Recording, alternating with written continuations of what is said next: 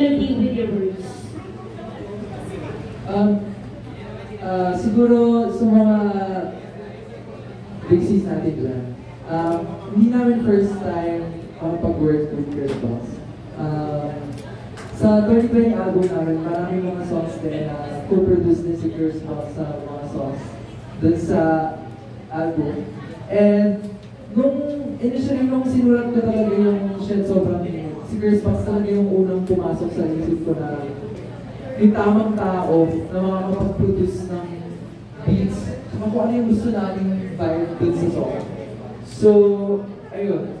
Nung kinontak na namin si Cursebox, pinasa ko yung song, ganyan. Nagulat ako kasi, usually kapag ganun, di ba, parang pag-alo pa tayo ng songwriting sessions, ganyan. Pero sabi niya, solid bro, solid bro, record na tayo agad. So, nirecord namin agad na para mga 1 week pa lang. 1 week after pagkapasa, nag-record na kami. And from there, mas nadagdagan pa ng mga elements. And since we want this to be a summer song, talagang tinake in consideration namin yung elements na it should sound like a tropical song. So may mga instruments dito na may marimba, may ukulele, which exudes the vibe of being a tropical summer song. So yun po.